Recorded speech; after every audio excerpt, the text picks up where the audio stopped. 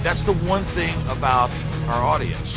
They always want a new guy to break through the glass ceiling. All you have to do is just be real. Allow me to reintroduce myself. I am the jabroni beating, pie eating, trailblazing, eyebrow raising, talking is done, you're out of your class, no sleep till Brooklyn, The Rock whips your ass. Woo! I wish you and King would quit talking. Alright, welcome to Around the Ring, episode 61 for today, Monday, August 29th, 2016. I'm your host, Dave Brown. Hope everyone is doing well.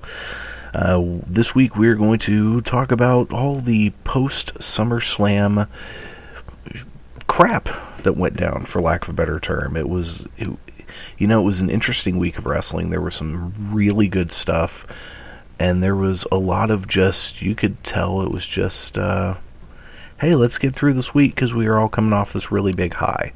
And not just in WWE, Ring of Honor kind of had the same thing, but, Ring of Honor is always, they're weird, their shows are behind. So, yeah, we're going to just jump right into it. Let's first of all talk about Monday Night Raw. So, Raw last week, I forget where the fudge it was from. Oh, wait, no, Raw was in the Barclays Center, last final day in the Barclays Center. They opened the show with breaking news about Finn Balor's injury. He's going to be out for at least 6 months. So yeah, there was the moment during the main event, or one of his match at SummerSlam, where Seth Rollins did the buckle bomb onto the guardrail thing on the outside. I forgot what the hell that thing's called. It popped his shoulder out. The crazy effort just popped it back in and finished the match. That was pretty early in the match. That was a damn good match.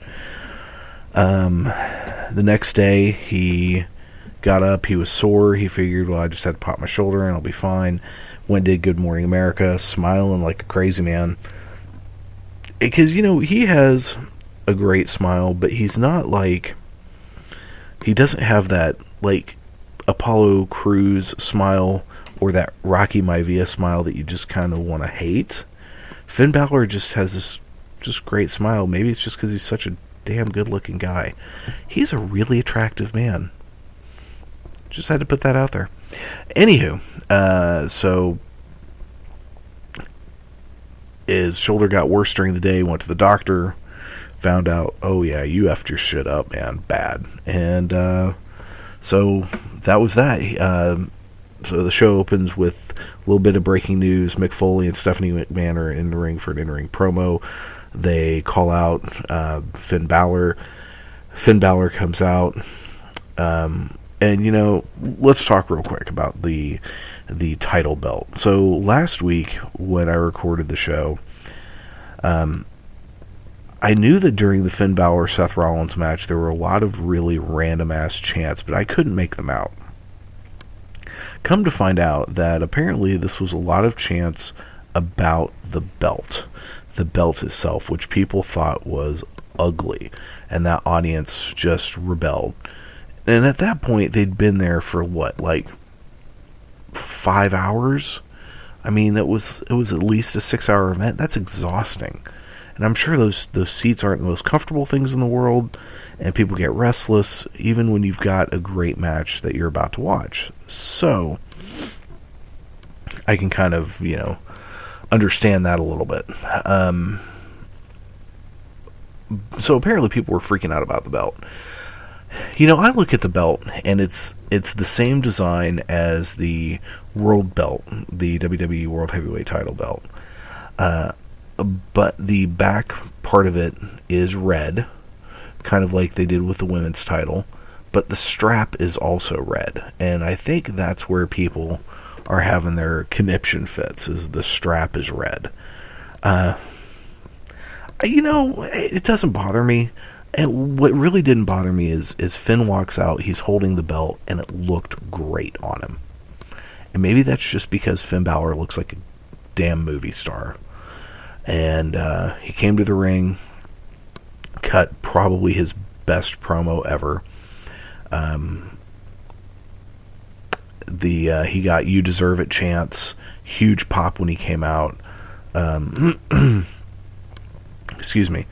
And he cut a very good promo, gave the belt to, or Mick Foley took the belt from him, and then he left, and as he's leaving, Seth Rollins came out. And so Seth got a big pop. He hits the ring, says, look, he's the true champion, you should just give me the belt. And then that brings out Sami Zayn. Sami Zayn gets a huge pop and sing-along. Then comes out Chris Jericho. Then comes out Kevin Owens to a big pop. And then come out as Enzo and Cass to a huge pop. And then Roman Reigns comes out to boos. Chorus of boos. And the most annoying part of this whole thing is as soon as Roman Reigns' music hits, Michael Cole screams "Game Changer," and that was so fucking annoying.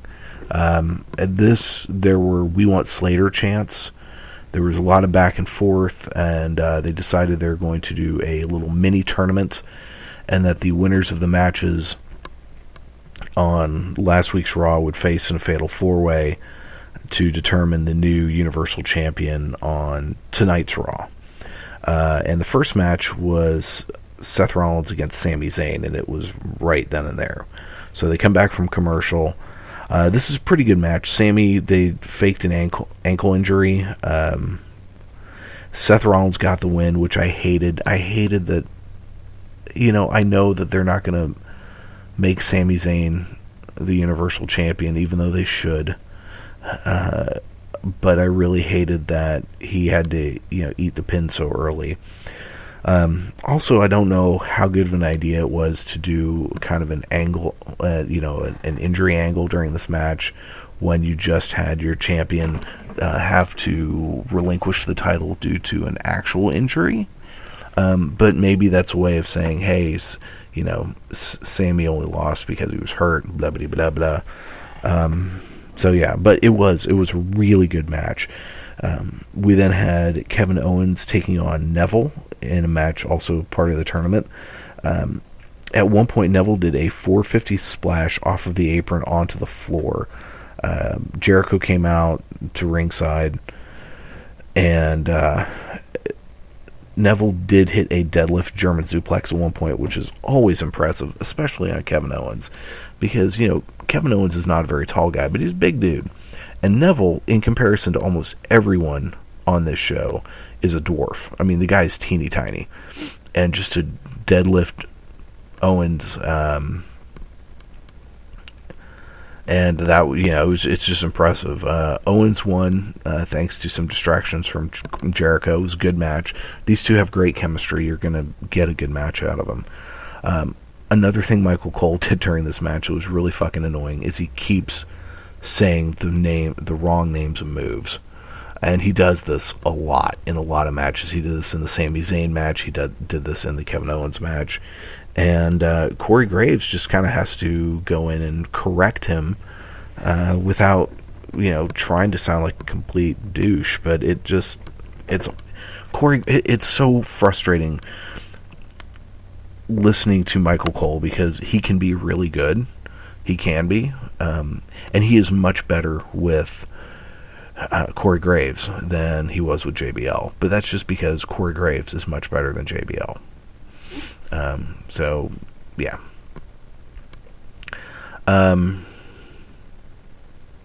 Alright, so sorry, I lose my track on my notes. So right now so here at this point they announced that Rollins and Owens will be facing the winner of Cass versus Rusev and Reigns versus Jericho. And my initial thought is, why isn't Cesaro in this? And I know he's in that best of 7 series with Sheamus, but seriously, just seriously. The New Day had an in-ring promo. Big E was handing out bootios to the crowd on his way to the ring. Huge New Day Rocks chants. These guys were super over. Big E was doing some great dancing. Gallows and Anderson come out. They're talking. They get the what treatment. That's never a good sign. This all leads into a Big E versus Carl Anderson match. Big E got the win. The WWE just loves making Carl Anderson eat pins and look like a bitch. It's just, I mean, I guess what happens later on kind of makes up for it, but we'll get there in a minute. Next, we had quite possibly the worst promo I've ever seen in my entire life. Titus O'Neil, and it just, God damn it, man! If you didn't see it, how did it's really hard to explain. It's just that fucking awful. And also, Titus O'Neil trying to be a heel is terrible. He did get, we want Slater chants during this. Bob Backlund eventually came out and attacked Titus, which then Titus attacked him. Darren Young came out, and then Titus attacked Darren Young. It was just so cringy bad. It was just terrible. There was a Randy Orton, Brock Lesnar vignette from SummerSlam. Stephanie was then backstage with Tom Phillips. Tom was asking if there were going to be repercussions for Brock, and Stephanie said there would. Excuse me. Later on, it was announced that Brock had been fined $500 for attacking old Shane O'Mac. Yeah, this is setting up for an angle. This is going to be bad. So, what happened next? Crap, I keep losing my track of my notes. So, we had then Rusev with Lana against Big Cass with Enzo. This match was a mess. Cass won by countout because Rusev just had fucking left. His ribs were taped up, and he was playing off that he was hurt. Apparently, he doesn't care about the Universal Championship. Okay. So we then had Owens Jericho backstage interview with, again, Mr. Phillips, who I really like. So the best part of this whole thing, this was incredible. At one point, Jericho said glorious. And when he did, the crowd, you could hear them in the background repeat glorious, but to Bobby Roode's theme. It was so awesome. He said glorious, and then you hear the crowd glorious. So good. Loved it. That was just go Brooklyn. You did a great job there. This interview basically was putting dissension between Jericho and Owens, but these two guys are so good together.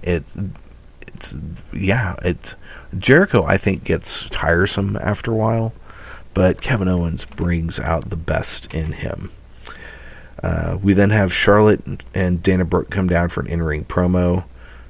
Dana tries to start a "You Deserve It" chant, but it doesn't do the clapping right, and so Corey Graves says, this is one of my favorite lines of the night, he says, "She's missing a clap in there." And oh my God, it was, I laughed so hard. I just thought it was great. And a lot of times for me, it's these little subtle things that really crack me up. The crowd repeating glorious into Bobby Roode's theme. Dana Brooke fucking up the clapping for the chant, and Corey Graves pointing that out. That's the kind of stuff that I love. That is just amazing. So, out comes McFoley, and there are a bunch of "We Want Bayley" chants, and he says, you know what, Sasha's hurt, so we are introducing we've signed a new person, and out comes Bayley, to the pure joy of everyone in that building, and myself included. There were a ton of hugger section signs. There were the "Hey, we want some Bayley" chants. There were "You Deserve It" chants. I love Bayley. I love Bayley. I can't tell you how much I love Bayley. She is amazing. She gets in the ring. She does the whole cheap heat thing that Mick Foley does. She borrows his gimmick. and she challenges Charlotte to a match. Charlotte says she's not dressed, but offers up Dana Brooke for the match. And this is another great subtle moment with Dana Brooke. Look on her face is like, what the fuck? Are you serious right now? So that was great. This turned into a match which Bayley won. It was fantastic. I mean, it was a great debut. And WWE right now has, I think, 3 of the best, if not the 3 best baby faces in all of professional wrestling. In Bayley, Sami Zayn, and Johnny Gargano. These 3 embody everything that it means to be a babyface. And we'll get to Gargano when we talk about the Cruiserweight Classic. But Bayley here is just perfect. And they play their cards right. But with her, they will be just printing money. And same with Sami Zayn and Johnny Gargano. They're money. Just get ready. The printing presses. It's going to be great. We had Roman Reigns doing a backstage interview, sporting a man bun. I don't remember anything else other than that. Sheamus did a backstage interview with Andrea. At one point, he tried to say bejesus, but he said bejesus, which cracked me up. It was just really funny. But that's all I got out of that interview. Braun Strowman had a match with a scrub named Johnny Knockout. Byron Saxton is in the ring again doing his jobber interviews and asked, why would you take this match? And Johnny Knockout gave the best answer humanly possible. Because I like big sweaty men. It was brilliant. There were let's go jobber chants during this. It was your standard squash. And it was there. But between the because I like big sweaty men and let's go jobber chants, that was the best part of this whole thing. The Dudley Boys came out to do an in-ring promo, and it was a really great, I mean, they turned themselves babyface immediately. It was an emotional goodbye promo. They were just, you could tell it was their time to say goodbye, and the Shining Stars came out and interrupted them. And this was fantastic until these 2 jamokes came out. The Dudleys attacked the El Matadors, Shining Stars, whatever the fuck those losers are called, hit their moves. They got out a table for 3D, and as they were doing that, Anderson Gallows came out, attacked the Dudleys, and they did put Devon through a magic killer on the table, and this was great. In one segment, and I'm actually borrowing this thought from Solid Monster because I hadn't quite put all this together, but in this one segment, the Dudley Boys turned babyface, took out some jobbers, said their goodbye, and put over a new heel team, all in one segment. It was great. Let's see. We then had Chris Jericho against Roman Reigns. The crowd was kind of behind Reigns in this match, sort of. I mean, that's my note, but I'm trying to really think back to it. Because honestly, I'm not a big fan of Roman Reigns, and it's nothing against him. I think he's a good wrestler. He's got a great look and everything. I find him boring at this point, and him being shoved down our throat. The last thing, he does not need to be in the world title picture, the universal title picture at all. He needs to be in the mid-card for a couple of years. And Chris Jericho's fine. I'm just not thrilled with his matches.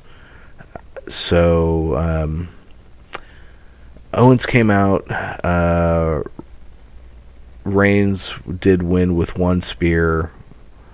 God damn it. That's the stuff that irritates me. So, at one point, Reigns ate a super kick from Owens when he had his...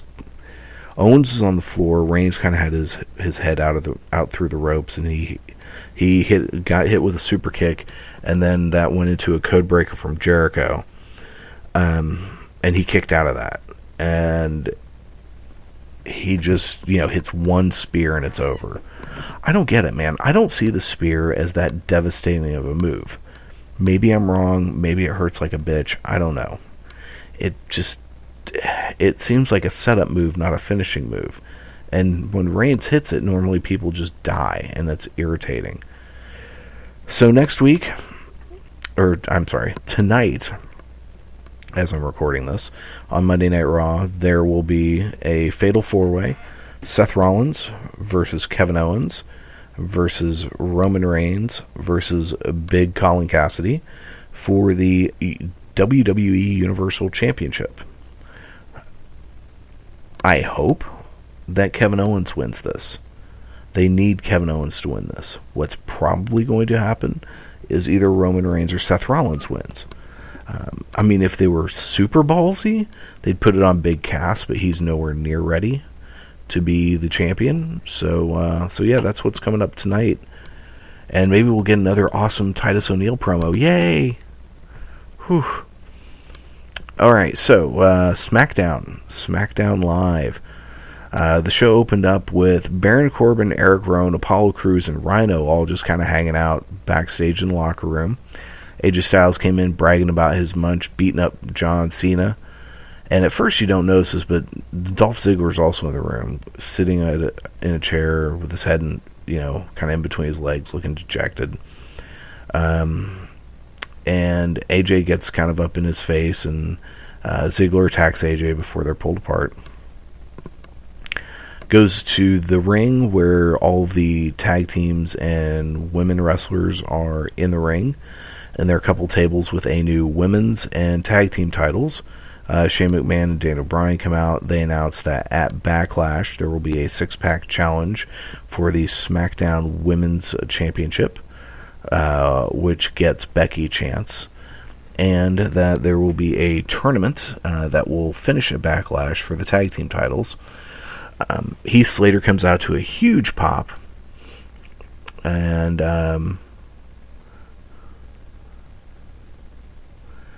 So we've got these two belts. AJ Styles comes out super pissed.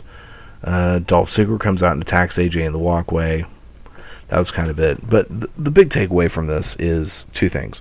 One, Heath Slater is over like a motherfucker. When he came out, he said, he wanted to be part of this. They told him he wasn't equipped to fight for the women's championship. He said he wanted in for the tag team championship, and he was told, look, if you can find a partner, and if you can win the tournament, you can get a SmackDown contract.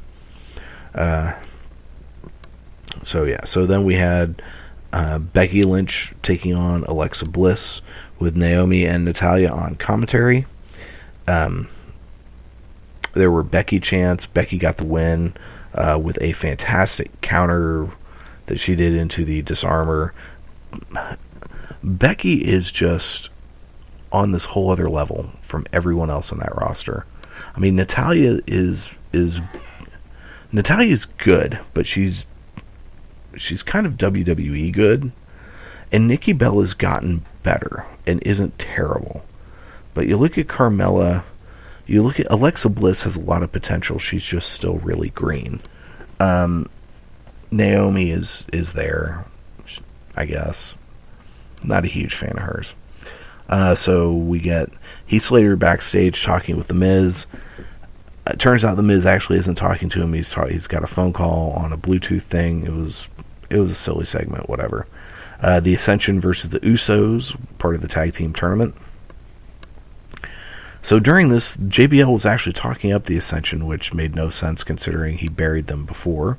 Usos got the win. This was probably the best match the Ascension's had since coming to, the main roster. But it was a match, We then had AJ Styles doing an in-ring promo. He says he should be the number one contender. Ziggler comes out. Sorry, had to sneeze. I should probably edit that out, but that takes effort and stuff, so I apologize. So Daniel Bryan comes out. Bryan makes a match for Ziggler versus Styles. If Styles wins, he gets a shot at the title of Backlash. If Dolph wins, that title match will be a triple threat. So really, no matter what, Styles was getting a match, going to Backlash. We then had Carmella versus Nikki Bella. Renee Young was in the ring to interview Nikki before the match started, but Carmella attacked her, beat the utter bejesus out of her. That's how you say that, Sheamus, bejesus. Hitting Nikki with one of the Bella moves. It's that face plant, I don't know what it's called thing. This combined with what happened during Talking Smack, Carmella is pretty much turning heel, which is what they need to do. She needs to be a bitchy character now that she's not with Enzo and Cass. She can't do the whole catchphrase thing. She can't do the moonwalking thing. She just needs to be a pissed off New York princess girl. And she'll do fine. Randy Orton came out for an in-ring promo. He was joined by Bray Wyatt, so it looks like they're being matched up. Shane McMahon has a backstage interview about Brock Lesnar. He's pissed that Stephanie fined Brock only $500. Yep. That's probably going to happen at WrestleMania. Get ready, folks. We then had Heath Slater backstage talking with Arn Anderson. This was funny.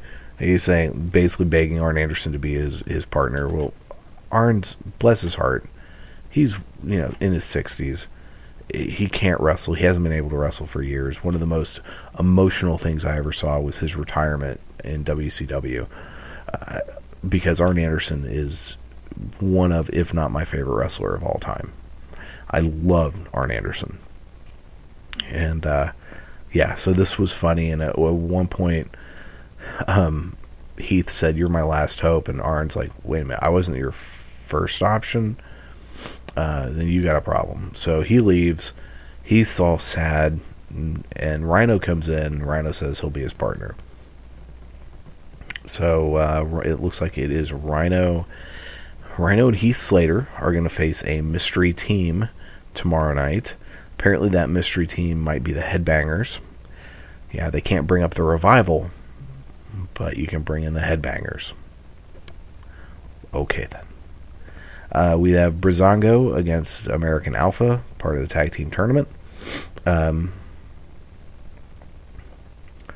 So my whole thing with this is the problem that I think the SmackDown tag team division has right now is that, with the exception of American Alpha and the Usos, the other teams pretty much look like jobbers, and which is really messed up considering how great Tyler Breeze is. But this match was really good. They did a good job of making it seem like Breeze and Fandango might actually win. It was a very competitive match. And I do think this pairing has been great for Fandango. If it gives him something to do, gives Tyler Breeze something to do, and Tyler Breeze is so freaking awesome. It's a shame they're not doing more with him. American Alpha did get the win, but it was a really fun match. Dean Ambrose, Prop Comic Dean, as the guys over at Voices Wrestling like to call him, had a backstage interview. Then he headed to the ring for commentary for the main event, which was Dolph Ziggler against AJ Styles. Ziggler was just being super aggressive in this match, and this was a great fucking match. I mean, this was, outside of the Cruiserweight Classic, this was the best match I saw all week. Styles got the win, but one thing I'm always just baffled by is the number of guys that wrestle while chewing gum. How they don't swallow their gum, I don't know. I really don't. I know this is a little thing; it's kind of weird and silly, but I don't know how they don't choke on their gum. And that was SmackDown. Between the two shows, I think overall SmackDown was better. Again this week. It's so funny. SmackDown, really, if you just look on paper at the two rosters, SmackDown has more big stars, but their roster is not very deep. Whereas Raw's roster is a lot deeper, but SmackDown has been putting on consistently better shows. Which takes us to the post-show Talking Smack. I hadn't watched Talking Smack yet, and I've heard good things about it, that basically it's Daniel Bryan just ripping into people left and right. But there was a lot of buzz about The Miz on this episode, so I watched it.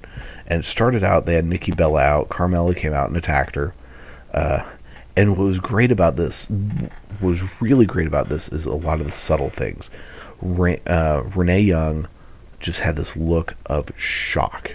It was almost like it was real. And this show feels a whole lot more real than anything else they're doing on, Raw or SmackDown, because it doesn't feel completely scripted.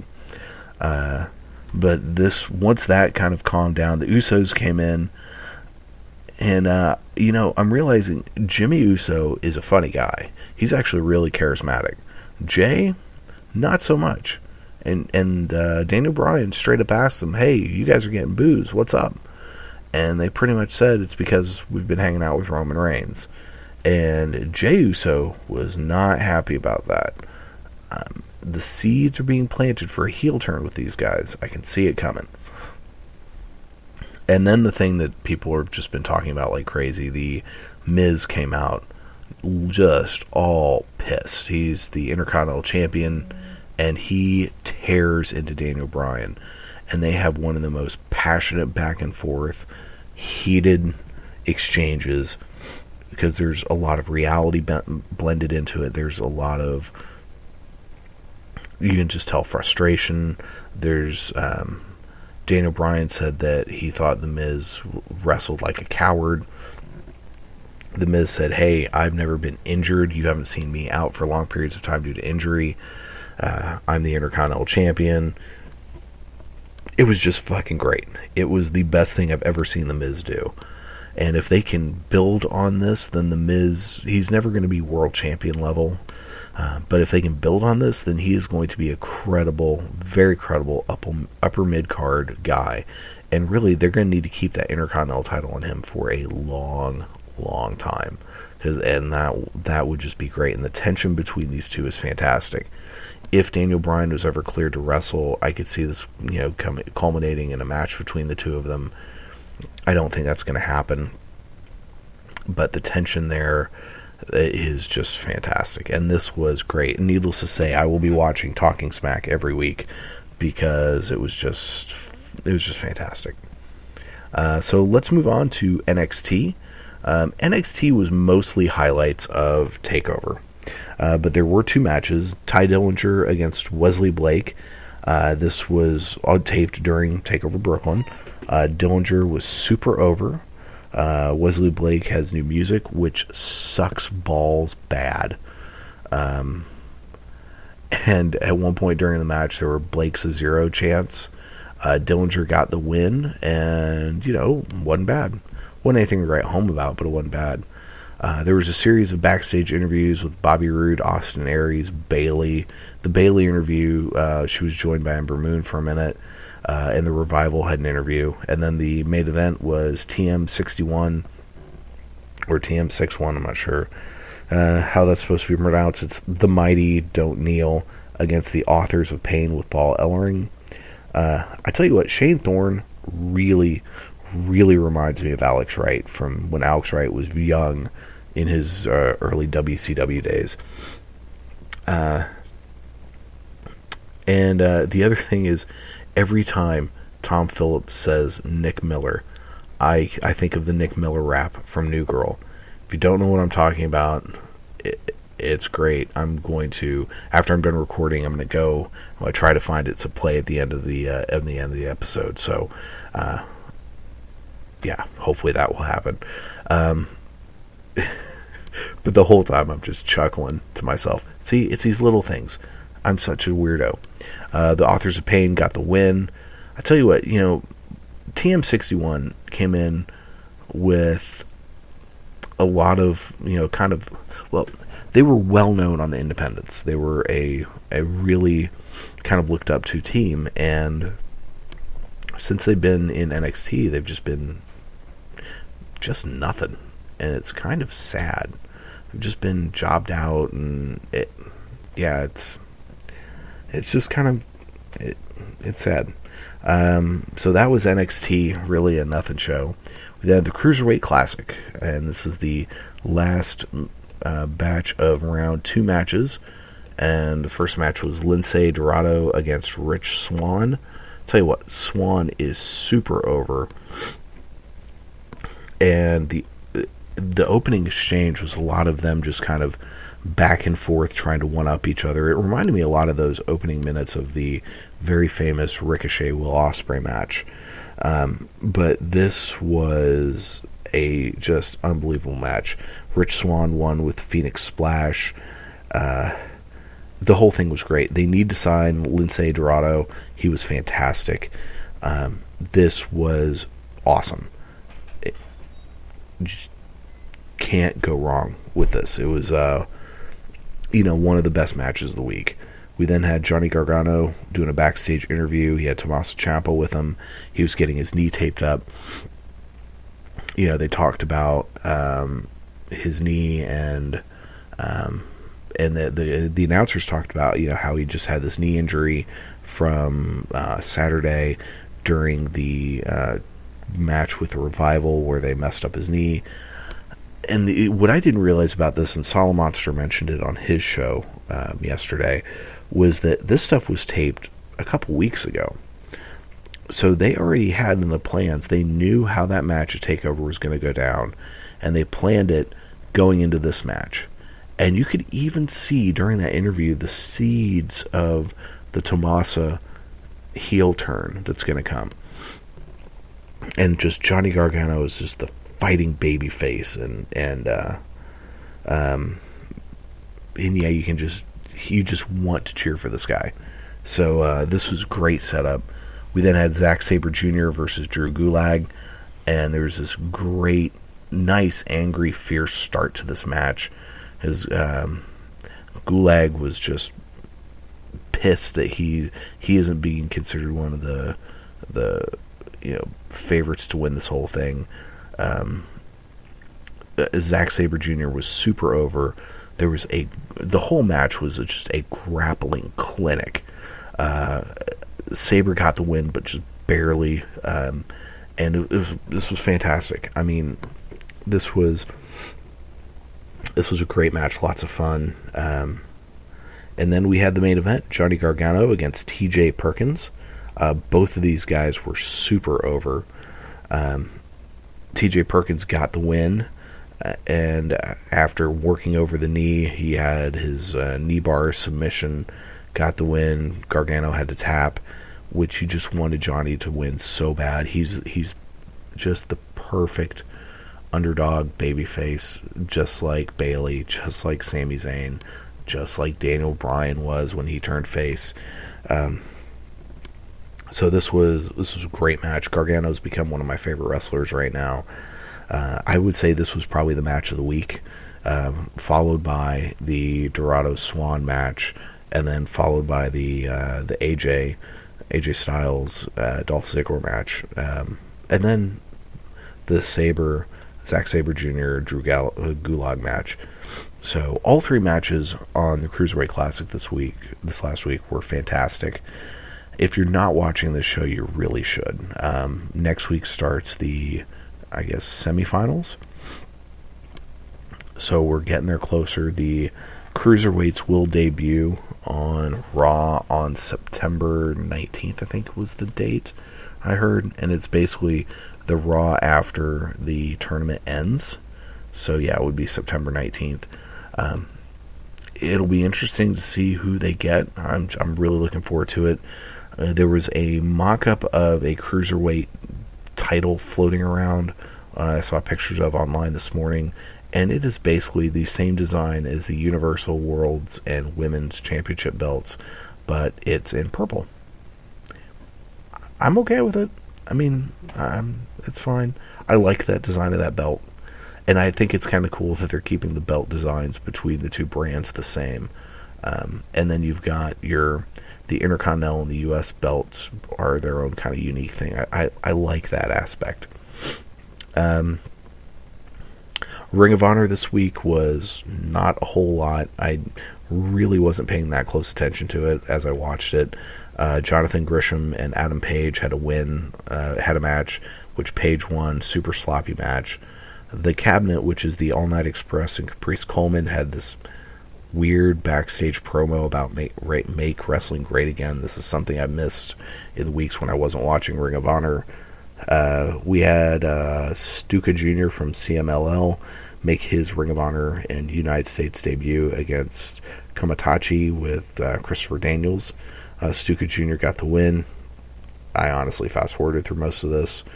There was a Kevin Sullivan, BJ Whitmer, Steve Corino vignette that was just kind of weird. Then Jay White with Motor City Machine Guns took on Jay Briscoe with Mark Briscoe. It was a time limit draw that just kind of ended out of nowhere. What I saw, this match was pretty good, though. I'm sure they're going to have another one. And I also watched or at least some of the Cody Rhodes Zack Sabre Jr. match from Evolve 66 from last weekend. It wasn't bad. I don't really have much of an opinion on it. I didn't watch the whole thing because it was kind of a 25-minute long match, I think. So I watched the opening bit and then I watched the end of it, and yeah, I think he's going to be fine. And that is going to do it for us today. I whipped through all that stuff really quickly, but this was last week that was just happened. Sometimes after these big events, there's not a whole lot goes down, and that was this last week. So that's going to do it. I'm now going to go look for that Nick Miller rap because you guys have got to hear that. And otherwise, we're out of here. We'll be back next week. Same bat time, same bat channel. So as Jerry Springer always says, take care of yourselves and each other. Nick Miller, almost a lawyer. This is a sad song. This is the saddest song in the world. Yes, it is. This is a sad... You just keep singing, man. Okay. This is a sad song. Hey, hey. Sad song in the world. Got a nice voice, man. It is so weird being sober right now. Can I get some weird rapping? Nick Miller from the streets of Chicago, 'cause players play like they did. Sad song. 'Cause the ballers ball in the hood, 'cause he's Chi-Town hustle. In the world. The people of Chicago represent him, 'cause the players don't play and the players in the city.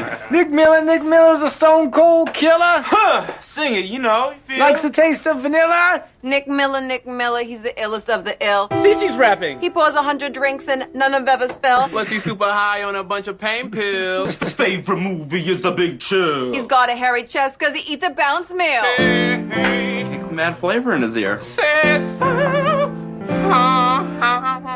'Cause the ice in my glass represents the tears from my eyes. I love you, dog. This is a sad song. Nick Miller, yo, streets of Chicago, rough and tumble, one love, you my heart. Nick Miller never does anything. You've been listening to Around the Ring on the Spark Radio Network. All you have to do is change your point of view. And believe.